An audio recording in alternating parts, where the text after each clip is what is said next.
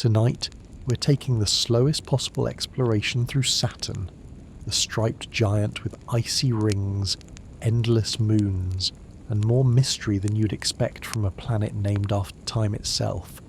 So go ahead and like and subscribe if your eyes aren't already getting heavy, and let's begin. If you ever looked up on a clear dark night, really looked, you might have seen it. A tiny soft light. Just another star maybe. No bigger than a pinprick in the sky. But it's not a star, it's Saturn, and it's been watching us for a very long time. From Earth, Saturn isn't loud. It doesn't twinkle with drama. You wouldn't know that it's the second largest planet in our entire solar system, or that it's big enough to hold more than 750 Earths inside, or that it has rings, wide, bright, spectacular rings, made of ice, dust, and time. You just see a quiet, yellowish dot, the kind of thing you could ignore. Until you don't, Saturn is old, nearly as old as the solar system itself. Born over 4.5 billion years ago, back when the sun was new and still getting its bearings. It came from a spinning cloud of gas and dust, one of the leftovers from the massive dramatic birth of our star. That cloud collapsed under its own gravity. Things clumped. Little clumps became bigger clumps. Bigger clumps turned into planets. Saturn was one of them, a swirling ball of mostly hydrogen and helium. It never became a star. It wanted to, maybe, but it just didn't have the mass for it. So instead, it became the showpiece of the solar system. Not hot and blazing, but cold and hypnotic, with rings that quietly demand your attention. Of course, ancient humans noticed it long before telescopes were invented. The Babylonians tracked it. The Greeks gave it a name, Kronos, the god of time. To the Romans he became Saturn, the reaper of ages. The slowest of the visible planets crawling through the sky, taking its time, always. It moves slowly, yes, but Saturn is fast in other ways. It spins so quickly that its days are just 10 hours and 33 minutes long. That's right. Despite being 9 times wider than Earth, it finishes a full spin faster than most people finish their workday. This speed squishes it slightly at the poles. Saturn is not a perfect sphere. It's a little flattened, like someone sat on a water balloon. But don't worry, no one's sitting on Saturn. At least not anyone we know. What makes Saturn so memorable isn't just its size, or its name, or its speed. It's those rings. And no, they aren't solid. You can't ice skate on them. I checked. They're made of billions of little pieces of ice and rock. Some no bigger than a grain of salt, others the size of a mountain, all orbiting in thin, shimmering bands around a planet with no surface. That's right. Saturn doesn't have a ground you can stand on. There's no Saturn soil, no Saturn sidewalk. Just clouds. Endless clouds of gas. If you tried to land, you'd just sink, and keep sinking until the pressure crushed your ship, or you got bored and went home. So it floats out there, unreachable, untouchable. A gas giant with icy halos moving slowly through a cold, dark sky. But it's not lonely, because Saturn has companions. Many of them. Some of the most fascinating moons in the solar system, little worlds in their own right, orbit Saturn like curious children circling a quiet parent. Some are icy, some are rocky, some have oceans, and at least one may have life. But we'll get to that.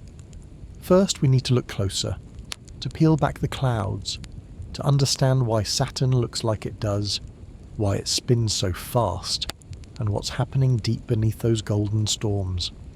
Because Saturn might be calm on the outside, but on the inside, it's a different story entirely. Let's go deeper now. Not down to the surface, because there isn't one, but into the swirling layers beneath Saturn's clouds. It feels strange, doesn't it? To imagine a planet with no place to stand, no mountains, no lakes, No crust to plant a flag in or trip over. Just more, and more, and more. Gas. But that's Saturn for you, a planet of illusions. From afar it looks like it might be solid, golden, even warm. But it's really cold. Very cold. The kind of cold that makes steel brittle and oxygen liquefy. You'd start at the outer atmosphere. Pale yellow clouds painted with ammonia. The wind here is strong. Stronger than Earth's strongest hurricanes. In fact, the winds on Saturn are some of the fastest in the solar system. On the equator, they can reach over 1,100 miles per hour. That's fast enough to break the sound barrier, if there were any sound to break. But you wouldn't hear anything. It's too thin, too far. And Saturn doesn't yell, it whispers. As you sink down, through the ammonia clouds, you'd pass into deeper layers. Hydrogen, helium, over and over, in different forms. And eventually the gas would stop being gas. With enough pressure, things change. The hydrogen becomes liquid hydrogen. And deeper still, it becomes something even stranger. Metallic hydrogen. Yes, metallic. Like metal. The pressure compresses the hydrogen atoms so tightly they behave like an electrical conductor. We can't really recreate it on Earth. Not for long anyway. But on Saturn, there's enough pressure to keep it going. A whole metallic hydrogen shell deep inside. Some scientists think this strange substance might be behind Saturn's magnetic field. Others believe it plays a role in generating heat. Yes, Saturn gives off more heat than it receives from the sun. It's glowing from the inside, like a cold furnace that never burns out. Why? One theory says it's still shrinking, slowly collapsing under its own gravity. Another suggests helium is separating from hydrogen and sinking inward like droplets of oil in water, releasing energy as it falls. So Saturn is still alive in its own quiet way, still moving, still glowing, and if you kept falling through the gas, through the metallic hydrogen, deeper and deeper, eventually you might reach the core.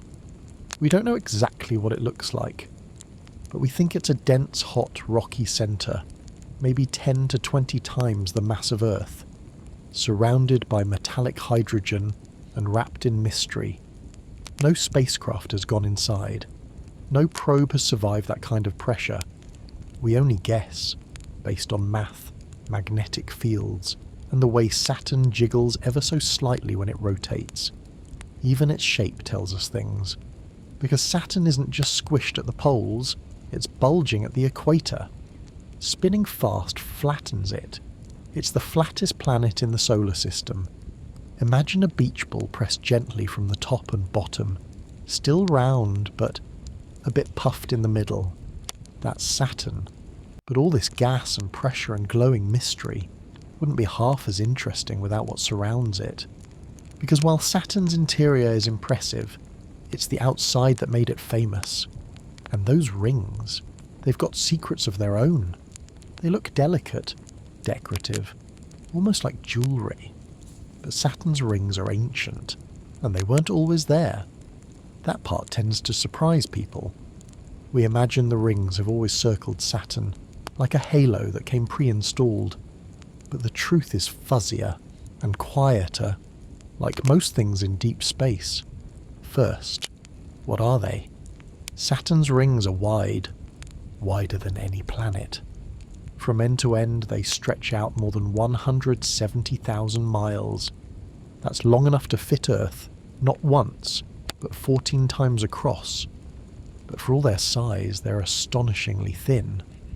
Only about 30 feet thick in most places. That's about the height of a 2-story house. Imagine a giant vinyl record the size of a planet, but thinner than your neighbour's trampoline. That's Saturn's ring system. And it's not one ring, technically. It's thousands of tiny ringlets, grouped into broader bands named A, B, C, D, E, F, and G. Not in that order, of course. Astronomers have a habit of naming things out of order. Don't worry. You're not missing anything. Even Saturn's own moons are sometimes labelled alphabetically by when we discovered them, not where they are. Back to the rings. They're made mostly of ice, roughly 95% water ice, with a bit of dust and rock thrown in. Some particles are tiny, just specks of frost. Others are huge, boulders the size of houses, but they all orbit Saturn in perfect, silent, glittering harmony. Where did they come from? Ah, that's where things get speculative. One theory says the rings are primordial, left over from the very formation of Saturn itself, ice and debris that never quite made it into moons, just hanging on in orbit. Another theory, much darker. It suggests the rings are the remains of a destroyed moon, one that got too close to Saturn and was ripped apart by gravity. That's called the Roche limit, the invisible line where a planet's gravity becomes strong enough to pull a moon apart. Cross that line and you're in trouble. So maybe one of Saturn's early moons drifted too close. Maybe it got caught in the wrong orbit. And maybe Saturn tore it to pieces. Violent, yes, but the aftermath. Beautiful. Still, there's something strange. Newer data, including observations from the Cassini spacecraft, suggest the rings might be much younger than we thought. Not billions of years old, just a few 100 million. That's young, cosmically speaking. The dinosaurs were around before Saturn put on its icy crown, and Cassini found something else. The rings are fading, and they're losing mass. Icy particles are falling inward, what NASA calls ring rain, drizzling into Saturn's upper atmosphere like tiny meteors made of melted snow. At this rate, the rings might vanish entirely in another 100 to 300 million years. So what we're seeing right now might be a temporary phase, a glittering middle age, an elegant accident. You're alive at the right time to see it, and from up close, even more stunning. When Cassini flew through the rings, it sent back photos that look like waves of light and shadow, braided bands, gaps carved by little moons hiding inside, tiny moonlets, like Pan and Daphnis, orbit inside the rings themselves, creating ripples like stones skipping across a frozen pond. They're called shepherd moons, and they keep the rings from spreading out too far, like quiet chaperones at a glitter dance. So the rings aren't just pretty, they're dynamic, alive in a way, changing, fading, sculpted by moons and time. And speaking of moons, Saturn has a lot of them. Some are small, some are frozen, some have oceans, and one might even be breathing. But first, let's meet the whole family. Saturn has 146 confirmed moons, and probably more we haven't spotted yet. Some are large enough to hold their own atmospheres. Some are barely more than icy pebbles. Some don't even look like moons. They look like potatoes that gave up halfway through. It's a crowded sky, but every moon has a story. Let's start small. There are tiny moons like Pan, which looks uncannily like a ravioli. Yes, ravioli. Pan orbits within Saturn's rings, clearing a narrow path called the Encke Gap. It acts like a gentle vacuum, sweeping the area clean. Then there's Atlas, which has a ridge around its equator that makes it look like a flying saucer in a hurry to be somewhere else. It also lives inside the rings. Moons like these are so small that Saturn's gravity bosses them around completely. They orbit quickly, harmlessly, like quiet children spinning in the outer rows of a very large carousel. But not all moons are small. There's Rhea, Tethys, Dione and Iapetus, mid-sized moons with frozen surfaces and mysterious markings. Take Iapetus, for example. Half of it is bright white. The other half? Coal black, as if someone painted it in the dark and ran out of paint halfway through. Why? We're still not sure. One idea is that dust from another moon, Phoebe, has been drifting onto Iapetus and coating it. But even that doesn't fully explain the sharp divide. It's a cosmic yin-yang floating quietly in space. Then there's Mimas, the moon that looks like the Death Star. It has a massive crater named Herschel that covers nearly a third of its surface. Of course, Mimas came first. The Death Star copied it, not the other way around. But Saturn's most famous moon, the one scientists lose sleep over, is Titan. Titan is unusual. For one thing, it has an atmosphere. A real, thick, orange-hued atmosphere. Mostly nitrogen with a touch of methane. You could technically walk on Titan without a pressure suit. You'd still need oxygen and thermal gear. It's negative 290 degrees Fahrenheit after all, but the pressure is just about right. The sky is hazy, the wind is gentle, the light is golden, and it rains there. Not water. Methane. On Titan, methane falls from the sky, pools into lakes, fills up rivers, and even creates seasonal storms. There are shorelines, sand dunes, ice volcanoes. It's the only place besides Earth known to have stable liquids on its surface. Except here, the lakes are flammable. Still, if you didn't know better, you might mistake a satellite image of Titan for a blurry photo of Earth. It has weather, it has seasons, it has geology. And maybe it has something else. We've wondered for years if Titan could support some kind of life. Not the kind we know, not green plants and mammals, but strange, slow, chemical-based life that thrives in the cold. NASA wants to send a drone there. It's called Dragonfly, and it's scheduled to launch in the next few years. It'll fly through Titan's skies like a robotic dragonfly on holiday, hopping from dune to dune, sampling the air and soil. We'll know more soon. But Titan isn't the only one drawing attention. Another moon, much smaller, has been whispering through geysers. Enceladus. But to hear it, we need to go closer. At first, Enceladus looked like just another icy moon. Bright, small, roundish, roughly the size of England, spinning quietly in Saturn's outer orbit, reflecting sunlight like a polished marble. It wasn't flashy. It wasn't famous. It was the kind of moon you'd skip over in a slideshow and not feel guilty about. But then it started spraying water, and suddenly everyone paid attention. It was the Cassini spacecraft, again, that made the discovery. Cassini had been circling Saturn since 2004, like a curious houseguest who wouldn't leave. It took photos, collected data, whispered secrets, and when it flew near Enceladus it saw plumes, jets of water vapour and ice shooting out from the moon's south pole. This was unexpected. Moons don't usually behave like shaken-up soda cans, and yet here was Enceladus, spraying thousands of gallons of water into space, in graceful arcs, like miniature geysers. NASA double-checked, triple-checked. It wasn't a glitch. They flew Cassini straight through the plumes. The instruments on board sampled the material, like sticking your hand out the window during a snowstorm if your hand was a mass spectrometer. The readings were incredible. Water, salt, silica, organic molecules, the kind that are important for life. What did it mean? Well, something warm must be under the surface. Warm enough to melt ice, warm enough to keep a liquid ocean beneath Enceladus's crust. Yes, an ocean. Beneath all that ice lies a global sea. Salt water, probably touching rock at the base, maybe even being heated by hydrothermal vents, just like the ones we have at the bottom of Earth's oceans.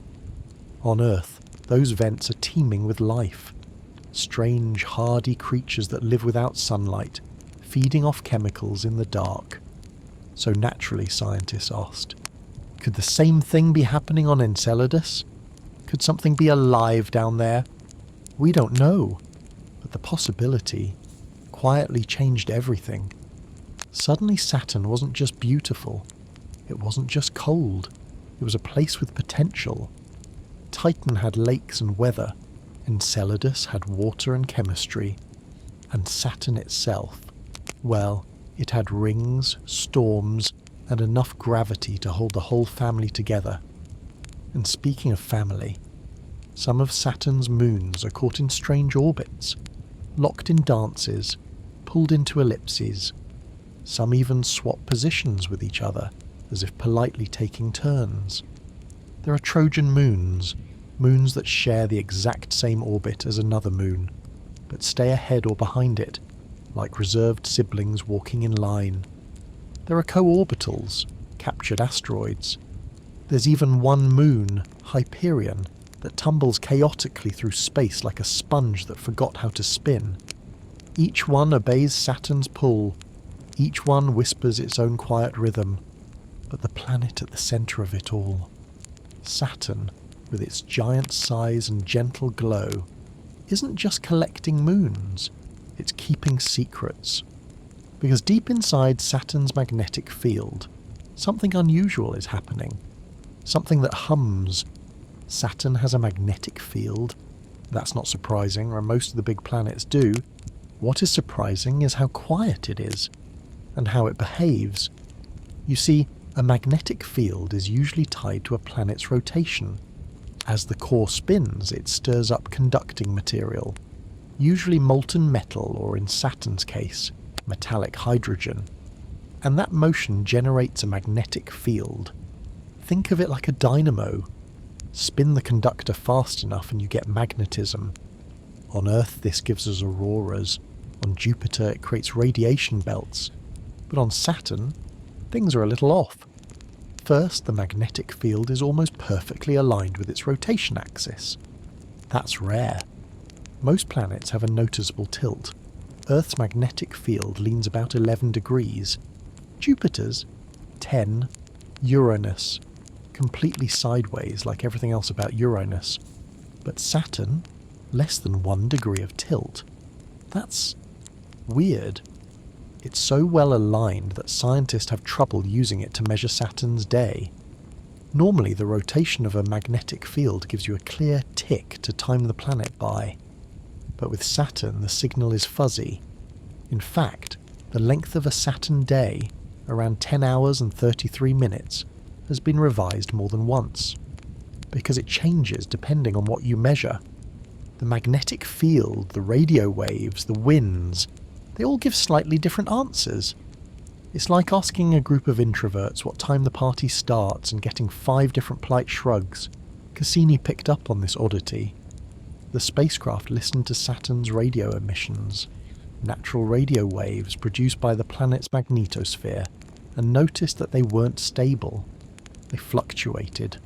That's unusual. Gas giants aren't supposed to play coy with their magnetic rhythms. Some scientists think something deep inside Saturn is affecting it.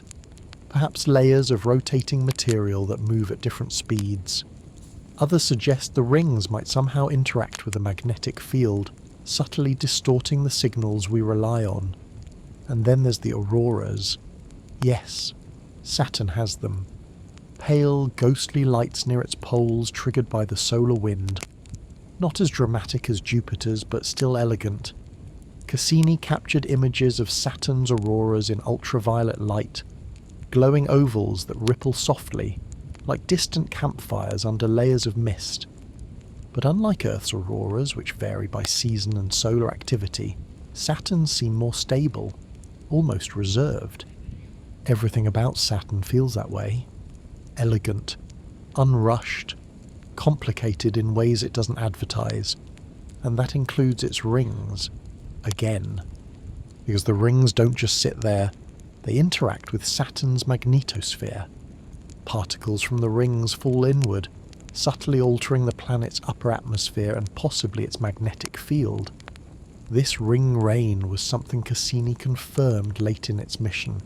It's quiet, invisible to the eye, but it's always happening. Thousands of pounds of water-based particles falling onto Saturn each second, like gentle snowfall that never reaches the ground.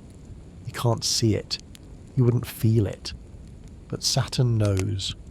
Everything in this system is connected. The planet, the rings, the moons, the magnetism, the light.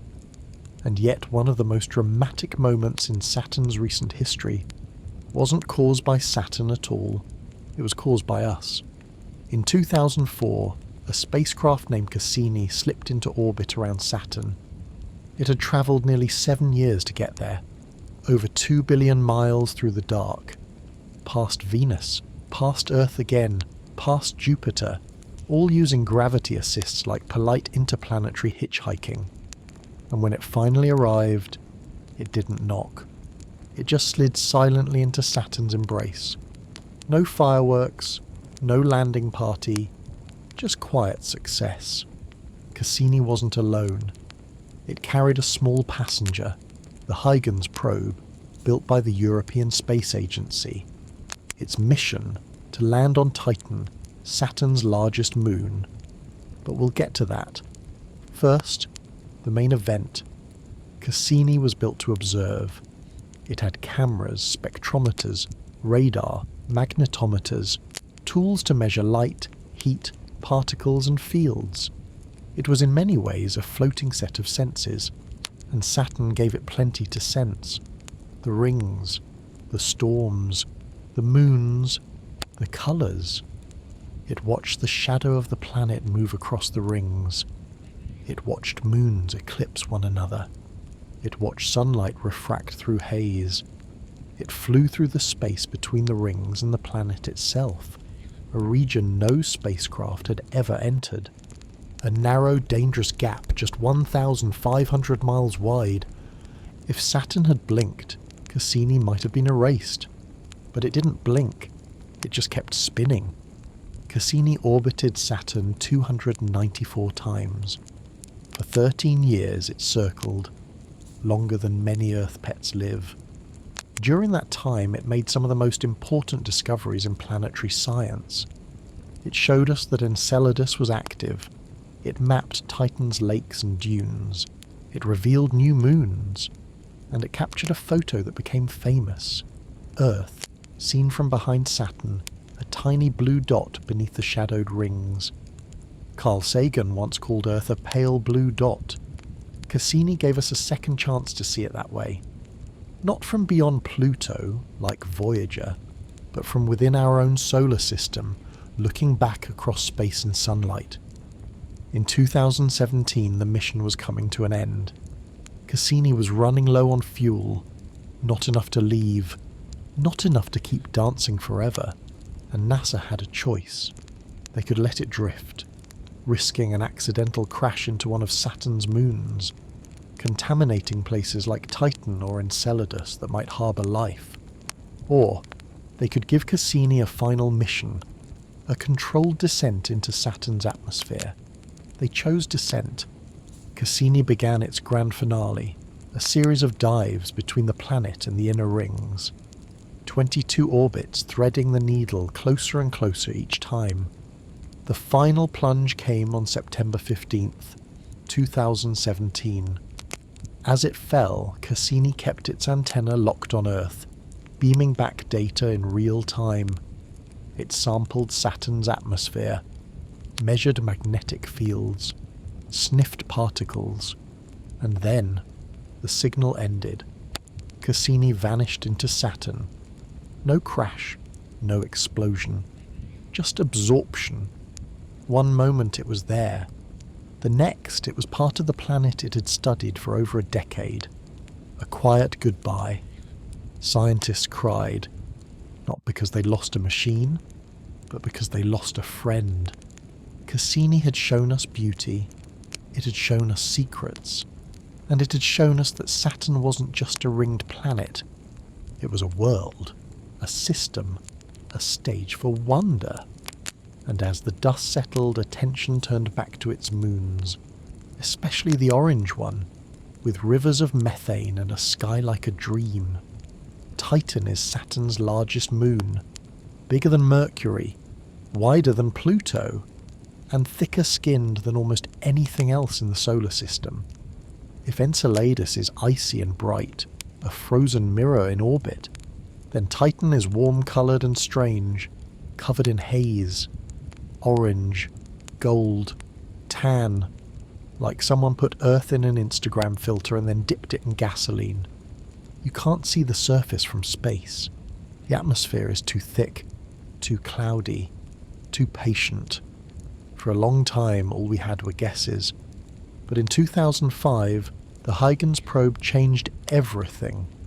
It detached from Cassini and began its descent through Titan's atmosphere. Parachutes deployed, instruments activated, and slowly, softly, it fell. The descent took more than 2 hours. Huygens passed through layers of thick orange cloud, sampling temperatures, pressure, and chemical compositions. And then it landed on another world, far beyond Mars, far beyond the asteroid belt, far beyond where anyone ever expected to land. And what did it find? Rocks. Well, not rocks in the traditional sense. Chunks of water ice, frozen solid, shaped by methane rain. Yes, rain. Titan has weather, clouds, precipitation, seasons even, but not water. Methane. Methane rains from the sky, gathers in rivers, carves valleys and pools into lakes and seas. Real bodies of liquid, some the size of the Great Lakes on Earth, calm, reflective, still, except they're made of something you'd normally find in a gas pump. And somehow, it's beautiful. Cassini's radar imaged the surface, mapping shorelines and islands. It found massive seas near the poles with names like Kraken Mare and Ligaia Mare. Poetic, mythic, a little overdramatic, but fitting. Because Titan is dramatic, just quietly. There are dunes too, miles and miles of parallel ridges, made not of sand but of tiny grains of solid hydrocarbons shaped by wind. Even the wind is slow here. Everything on Titan happens in slow motion. The gravity is low, just 14% of Earth's. You could strap on wings and probably fly with a good jump, and yet the atmosphere is thicker than Earth's. So despite being far colder, it would feel more dense, safer, softer, almost cozy, in a post-apocalyptic sort of way. But here's the part that keeps scientists up at night, and occasionally whispers to insomniacs like us. Titan may have a subsurface ocean too, like Enceladus, buried deep beneath the icy crust. It might be salty, it might be stable, it might be alive. Not in the way we picture, but in the way chemistry sometimes dreams when no one is watching. NASA has big plans. In 2028 they plan to launch a drone called Dragonfly. It'll fly across Titan's surface, hopping from dune to dune, analysing soil, sniffing air, sending data. A robotic dragonfly on a flying science mission, across an alien landscape, bathed in methane rain. That sounds like a dream, but Titan is real, and it's waiting. And all the while, Saturn turns slowly, keeping Titan close, watching the skies shimmer with orange and gold. It's not just a moon, it's a world, and maybe a mirror. Because the more we look at Titan, the more we wonder about ourselves. How life starts, how chemistry becomes poetry, how cold places can still hold warmth. But for now, let's leave Titan in peace, glistening quietly beneath its clouds, and let's drift gently outward again, to the edges of Saturn's kingdom, because some of Saturn's moons don't stay close. They orbit far away, dark, oddly shaped, almost forgotten, but not quite. Far beyond Saturn's glittering rings, past the bright moons with oceans and rain, in the dim outer orbits drift some of the strangest moons you've probably never heard of. Let's start with Phoebe. Phoebe is peculiar. It's dark, not dim, dark. It reflects only about 6% of the sunlight that hits it. That's about the same reflectivity as charcoal. If Phoebe were a guest at a party, you wouldn't know it was there until you tripped over it in the dark. It's also backwards. While nearly every other moon orbits Saturn in the same direction as the planet spins, Phoebe goes the other way, retrograde. It's like someone skating counterclockwise on a clockwise rink and refusing to explain why. This odd orbit is a clue. Phoebe probably didn't form around Saturn. It was most likely captured. A rogue object drifting through space pulled in by Saturn's gravity long ago. An outsider, now part of the family. Its surface is battered with craters, worn down by time. A relic from the outer solar system, somewhere between moon and asteroid. And Phoebe might be guilty of something else too. It may be responsible for the odd colour of Iapetus, that half-black, half-white moon we mentioned earlier. How? Well, Phoebe leaves behind a faint trail of dust as it orbits, a kind of cosmic breadcrumb trail. And as Iapetus moves through this dust, one side of it gets coated, like a pastry that was only dipped in chocolate on one end. The result? A moon that looks like a cosmic Oreo, possibly thanks to Phoebe's long dark path. But Phoebe isn't alone out there. Saturn has a collection of irregular moons, dozens of them. Small, distant, tilted and often tumbling. They have names like Sutunga, Mundilfari and Farbauti, many borrowed from Norse mythology. Because when astronomers run out of Roman gods and Greek heroes, they start reaching for Vikings. These moons are cold, far-flung, and some of them spin like drunk footballs. There's no polite way to put it. They tumble and wobble, barely holding it together, like they weren't sure they wanted to be moons in the first place. One of them, Hyperion, is especially chaotic. It has an irregular shape like a sea sponge left out too long. Its density is so low that it might be porous. More hole than moon. You could, in theory, step on Hyperion and sink straight into it. And it doesn't rotate consistently. It tumbles unpredictably, influenced by Saturn's pull and the nearby presence of Titan. Its spin isn't just irregular, it's mathematically chaotic. Hyperion is what happens when gravity has a sense of humour. And yet, these strange outer moons matter. They give us clues. Clues about Saturn's past, about how it gathered material, how it pulled in debris, how its gravitational reach extended far beyond the rings we always focus on. Some of these moons might even be leftovers from earlier collisions, broken fragments, captured strays, the forgotten crumbs of cosmic events too ancient to remember. But they're still here, drifting, spinning, whispering through space. Even Saturn's rings might owe their origin to a shattered moon. The connections run deep, like threads you can only see when the light hits just right. And as we continue outward, past the moons and the rings and the soft reach of Saturn's magnetosphere, we begin to leave Saturn's world behind. The light dims, the warmth fades, and Saturn becomes just another distant dot in the sky again. But before we go, it's worth asking one quiet question. How did it all begin? To understand Saturn, we have to go all the way back. Before the rings, before the moons, before the planets had names or numbers. Back to a time when there was no Saturn and no sun.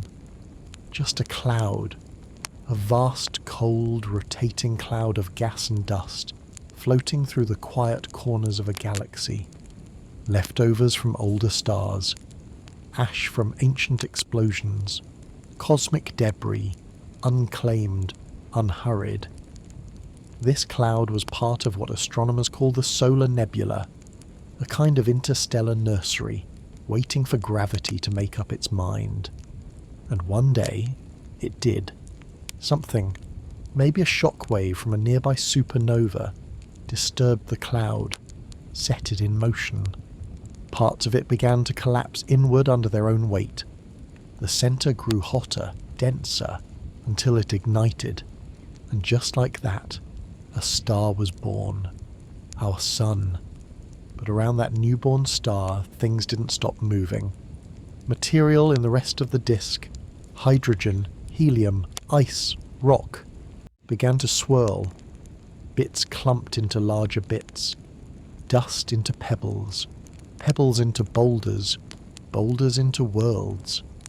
This took millions of years, and in the outer reaches of that spinning disk, far from the sun's heat, where water could freeze and gas could collect undisturbed, Saturn began to form. It started as a core, probably rocky, maybe 10 times Earth's mass, heavy enough to pull in gas, so much gas, mostly hydrogen, a touch of helium. And with time, it became the second largest planet in the solar system. It never became a star, though it had the ingredients, but it stopped just short of that fate. Instead, it became something more subtle. A gas giant, cold, elegant, wide, and built, layer by layer, from the quiet math of gravity. That was over 4.5 billion years ago. Since then, Saturn has been spinning, its shape flattened by rotation, its atmosphere shaped by storms, its rings sculpted by collisions and moons and time. And it's still evolving. Its interior might still be shrinking. Helium droplets falling through liquid hydrogen. Heat being released, structure slowly shifting.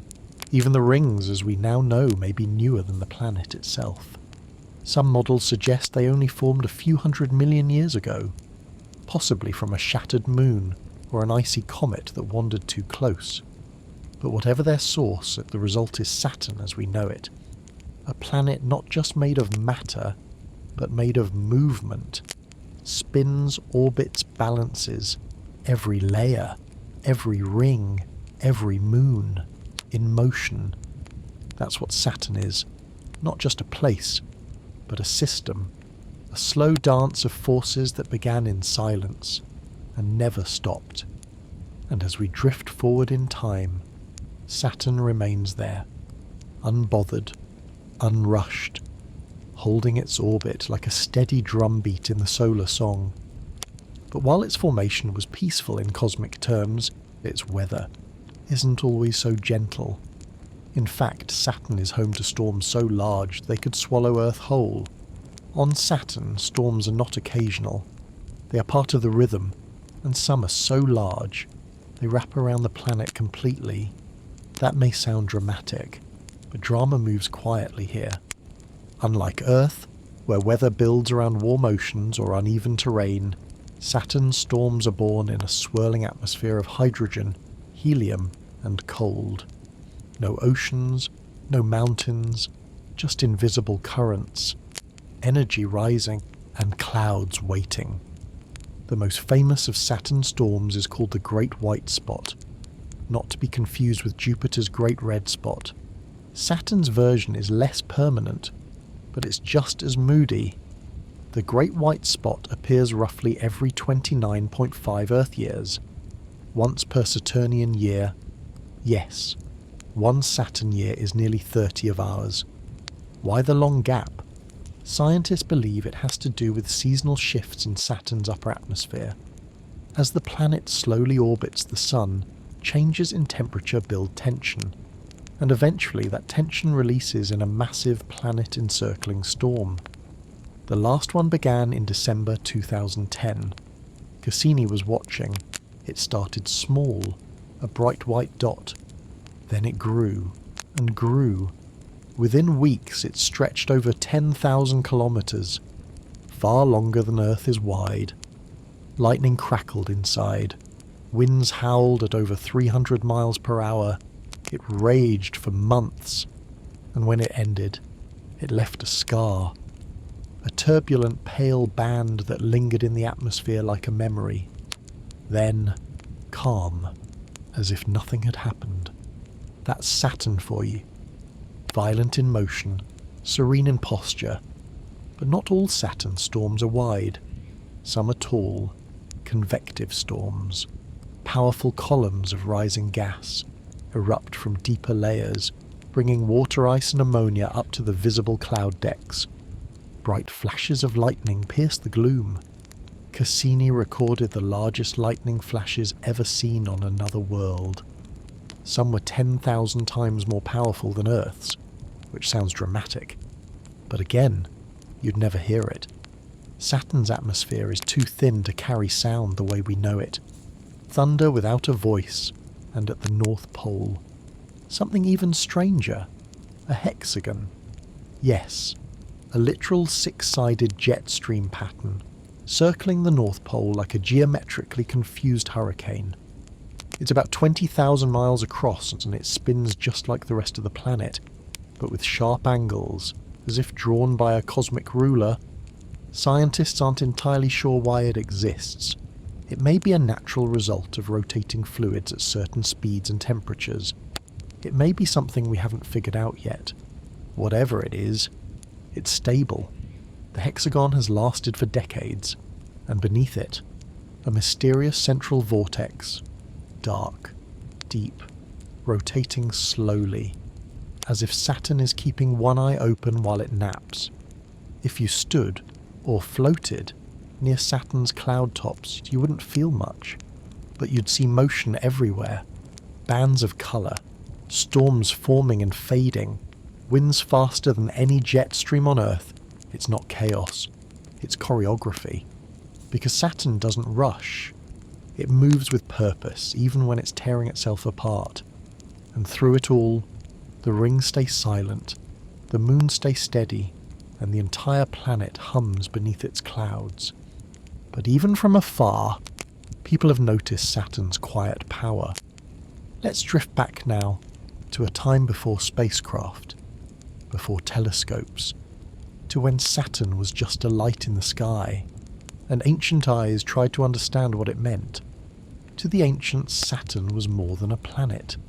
It was a symbol, a slow-moving golden light wrapped in meaning. Unlike the stars, Saturn wandered.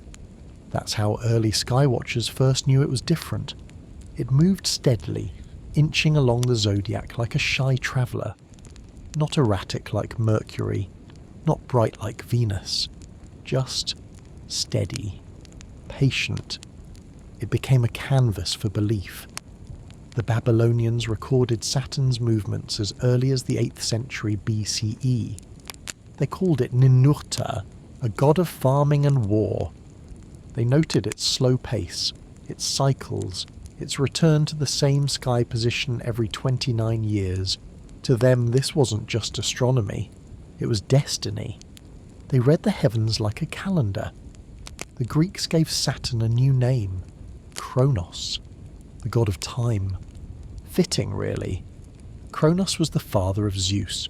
He ruled before the Olympians. But according to myth, he feared being overthrown, so he swallowed his own children. Later, Zeus made him cough them up, as you do when parenting gets weird, and Kronos was cast down.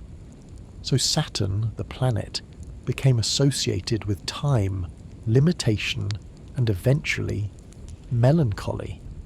By the time the Romans adopted the mythology, they kept the name Saturnus, but softened the image a bit. To them, Saturn was a god of agriculture, of harvest, of wealth, a symbol of golden ages past. They even held a festival in his honour, Saturnalia, a week of feasts, role reversals, and general chaos every December. Slaves dined like kings, gifts were exchanged, rules were temporarily suspended. It was loud, joyful. Oddly similar to Christmas, if Christmas involved more wine and fewer sweaters.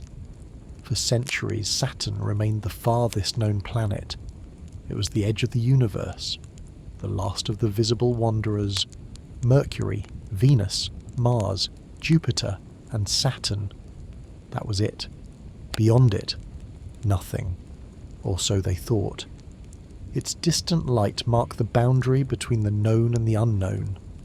And then, in 1610, Galileo turned a telescope toward it. What he saw confused him. He thought Saturn had ears, strange bulges on either side of the planet. He couldn't tell they were rings, not with his primitive optics. He wrote, "Saturn is not alone." And then he drew something that looked like a planet wearing earmuffs. It wasn't until Christian Huygens in 1655 that the mystery began to clear. He proposed that Saturn was encircled by a thin, flat ring, not touching the planet, but orbiting it. A radical idea. Even today it still sounds unlikely. A planet with a ring made of ice and dust. It sounds like something from fiction, but it's real. We've sent cameras. We've measured its thickness. And yet, somehow, it still feels like magic. From ancient myth to modern science, Saturn has always been the planet of time, orbiting slowly, changing slowly, teaching slowly. Even now, astrologers associate it with discipline, responsibility, and maturity. The dreaded Saturn return, when the planet returns to the same position it was in when you were born, is still blamed for midlife crises, career shifts, and ambitious haircut decisions. Whether or not you believe in such things, the symbolism sticks. Saturn is the long arc, the slow lesson, the reminder that beauty doesn't always shout. It waits, and it watches.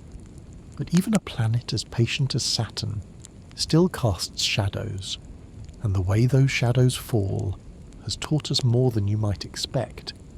When Saturn casts a shadow on its rings, it's not just a pretty sight. It's a clock, a map, and sometimes a quiet little mystery. The first time you see it in photos, it feels almost staged. A giant planet casting a sweeping, elegant shadow across its own rings, like a spotlight operator who got bored halfway through the show. But that shadow changes. As Saturn orbits the Sun, its axial tilt, about 26.7 degrees, causes the rings to tip toward and away from the sunlight. That means the shadow creeps, moves, shifts angles, grows longer, then shorter, then back again. It's like watching a sundial the size of a planet. Cassini used this to its advantage. By tracking how light and shadow moved across the rings, scientists could measure their thickness, their density, and even their composition. For example, in some spots the rings block sunlight completely, casting a hard, dark line. In others they let a little light through, creating a soft glow like frosted glass at sunset. That variation tells us something. It tells us where the particles are thicker, where they're clumping, where they're thin and dusty, where tiny moons, some no wider than a city block, are quietly sculpting paths through the debris. Some of the gaps between rings, like the Cassini division, a dark band between the A and B rings, aren't actually empty. They just look that way because of the way light moves through them. Even space plays tricks with lighting. But the shadow play didn't stop with Saturn. Sometimes moons cast shadows too. Cassini caught images of tiny moonlets casting long, spindly shadows across the rings, like a single blade of grass leaning over a sidewalk. One of the most remarkable moments came in 2006, when Cassini took a photo from Saturn's shadow side. A full silhouette of the planet and rings backlit by the sun. The result? A soft, glowing halo. A view that had never been seen before. Not by humans, not by telescopes, not even in imagination. And nestled in that photo, way off in the corner, was a pale blue dot. Earth, small, faint. But there, just a pixel. But a real one. Everything we know. Every city, every person, every dog with a weird bark. All on that one little pixel floating beside the rings of a distant planet. Saturn may have never seen us, but we've definitely seen Saturn. And we've learned to read its shadows like pages in a book. In fact, even the gaps in the rings, those tiny spaces where nothing seems to exist, have stories to tell. Some are shaped by resonance, gravitational dances with nearby moons. Others are created by collisions where objects disrupted the ring particles just enough to carve out paths that still remain. And within all that structure there are waves. Yes, waves in the rings. Not water waves, but density waves. patterns caused by Saturn's internal oscillations, like vibrations moving through the planet and rippling out into the ring system. In other words, Saturn has a kind of ring seismograph. By studying the rings, we're learning about what's happening inside Saturn itself. Tremors, pulses, shifts in mass, all translated into the soft music of orbital choreography. It's a quiet language, written in light and shadow, but we're starting to understand it. And as we do, we come closer to a truth that's been orbiting all along. Saturn is not just a beautiful thing to look at, it's a story in motion. And like all good stories, it's moving toward an end. Someday, Saturn's rings will vanish. Not all at once. Not dramatically. Not in a way that anyone would notice, night to night, year to year. But slowly, quietly, inevitably. They're already falling. We once thought the rings might be as old as the planet itself. Perhaps 4.5 billion years dating back to the birth of the solar system. But new data, especially from the Cassini mission, suggests the rings are much younger, possibly only 100 to 400 million years old. That's younger than dinosaurs. Some scientists think a large icy moon or comet got too close, crossed the Roche limit, that invisible boundary where Saturn's gravity becomes too strong for a moon to hold itself together, and it shattered, debris spread out, formed ringlets, were sculpted by time and gravity into the graceful bands we see today. But just as they formed, they are now fading. Cassini discovered that Saturn's rings are raining down onto the planet, a gentle, continuous stream of icy particles, being pulled in by Saturn's gravity and magnetic field. NASA calls it ring rain. It's made of water ice falling from the rings into Saturn's upper atmosphere, invisible to the eye, but measurable. It's estimated that Saturn loses hundreds to thousands of kilograms of ring material every second. At that rate, the rings could be gone in as little as 100 million years. Maybe 300 if they're lucky. That's a blink in cosmic time. Less than 3% of Saturn's total lifespan. So here we are, alive during a brief window when Saturn wears a crown. And it's not a solid crown. Not even a permanent one, but it's the most iconic adornment in the solar system, and we get to see it. It feels like a privilege, the kind of beauty you find in nature right before the season changes. The rings will fade, become thinner, more transparent, eventually too faint to see from Earth. The moons may keep orbiting, the planet will still turn, but that perfect image of a striped gas giant with radiant rings will become memory, just like the myth of Kronos, just like the festivals of Saturnalia, just like the pixel of Earth behind the halo. Nothing lasts. Even beauty is on a timer. And yet, that doesn't make it sad. Not really. It makes it precious. Because Saturn is not just a monument to time. It's a reminder that all things change. And in that change, there is quiet grace. The rings were never meant to last forever. They're part of the planet's story, not its whole identity. Even without them, Saturn would still be Saturn. Majestic, mysterious, massive, and more than capable of holding attention, without needing to show off. So when you look up, and you see that soft golden dot in the sky, remember, you're seeing something rare, a fleeting shape, a chapter in a much longer book, and someday, someone, or something, will look up and see Saturn without its rings. They'll know it differently, and that's okay. But tonight, we're still here, and Saturn is still glowing, still wearing ice for a crown, still keeping time in its own quiet way. But eventually, even planets rest, and after so many chapters, we're nearly at the end. As we begin to drift away from Saturn, its gravity loosens its grip, the pull becomes lighter, the orbit slows, and for the first time, we can see it all at once. Not just the slices, not just the shadows, the whole thing. Planet, rings, moons and motion, framed like a slow-spinning masterpiece. From this distance, Saturn looks calm, effortless. A golden sphere surrounded by thin silver threads, balanced, complete. You'd never guess that the winds down there scream at 1,000 miles per hour, that lightning crackles deep inside invisible storms, that ice falls from rings into clouds that never end. From out here it just floats, quietly, patiently. Its rings, now seen edge on, become razor-thin lines. Impossible geometry. Elegant. Minimal.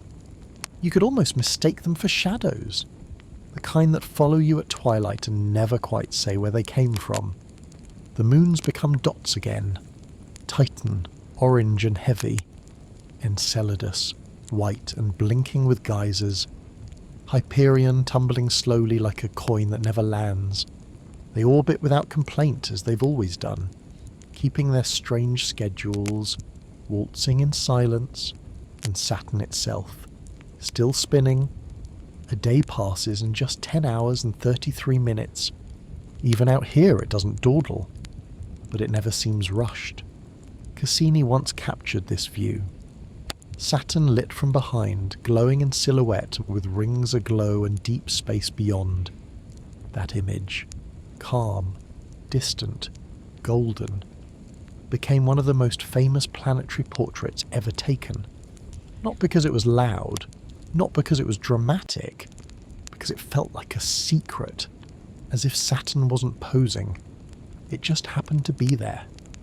And we, for a moment, were lucky enough to witness it.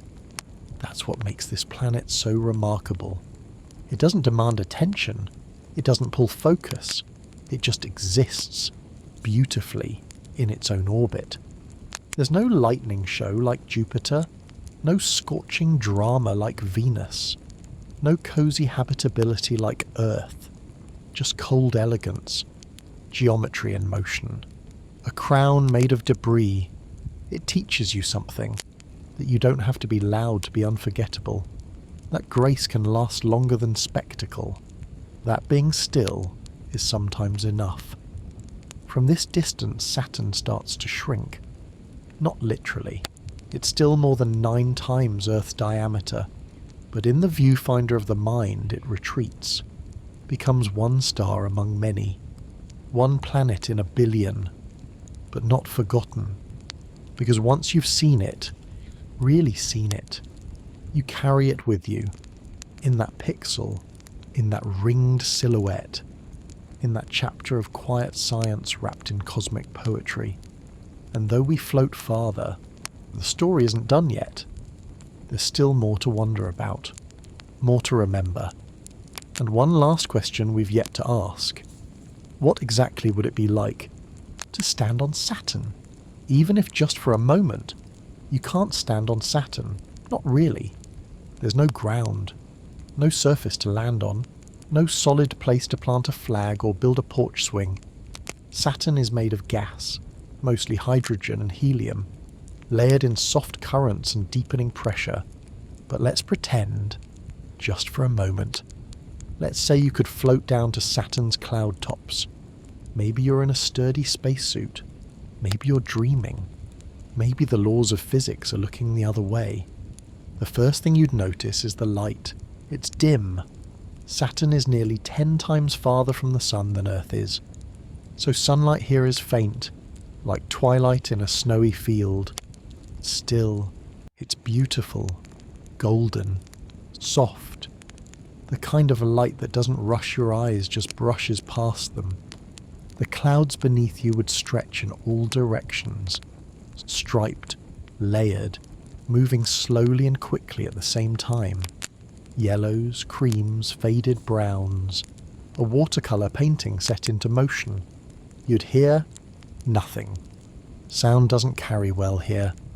The atmosphere is too thin, the silence too thick. Even if storms were raging below, you wouldn't hear the lightning. Just stillness.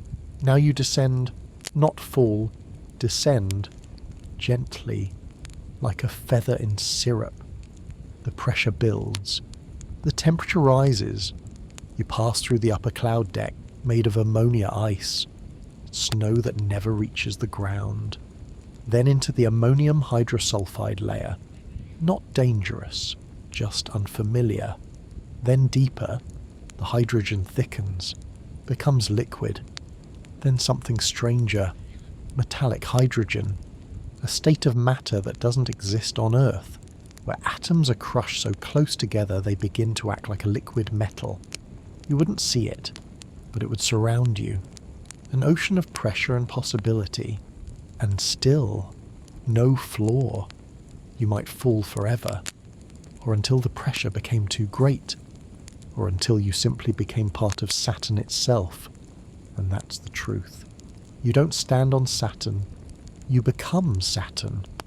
Every particle that enters, every rock, every raindrop from the rings, every lost spacecraft, is eventually swallowed into the layers, transformed by gravity, hidden by time. It's not scary. It's not violent. It's just quiet, peaceful in the way that deep time is peaceful, in the way that forgetting can be peaceful. If you floated long enough, you might feel yourself stretched into something broader than a body, something colder, something older.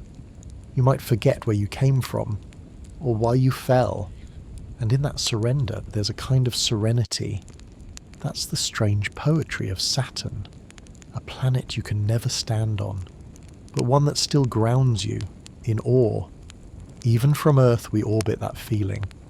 Each ring is a reminder that not everything must be touched to be real, not everything must be solid to be true.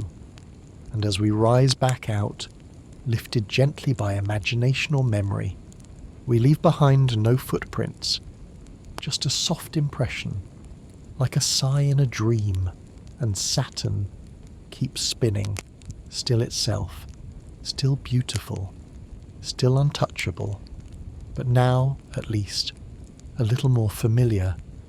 We've seen Saturn up close now.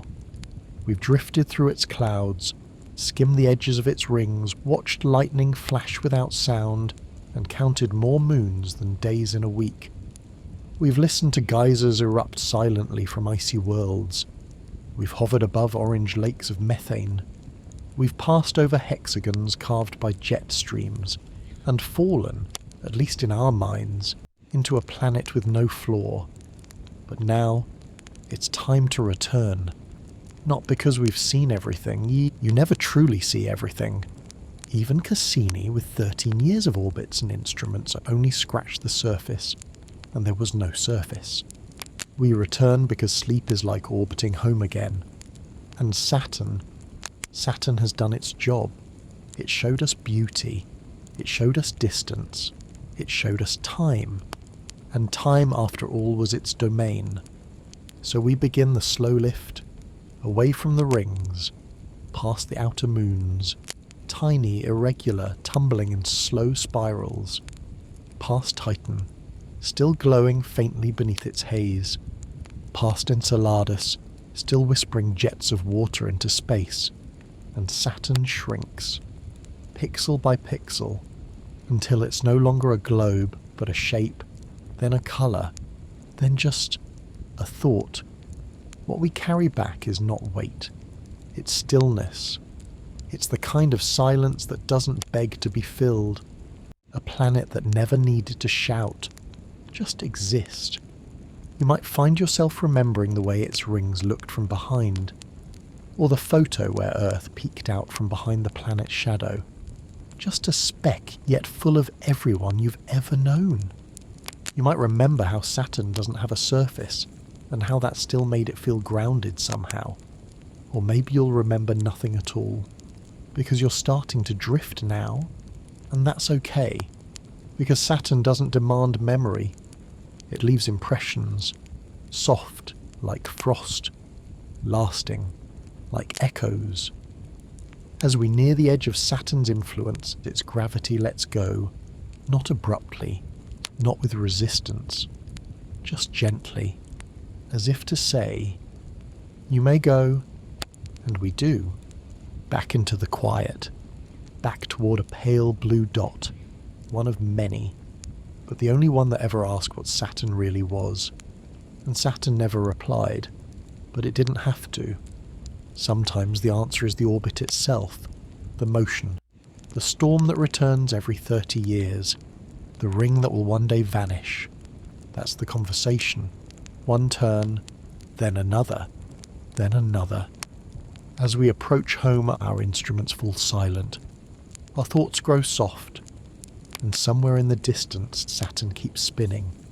Not for us, not for glory. Just because that's what it does.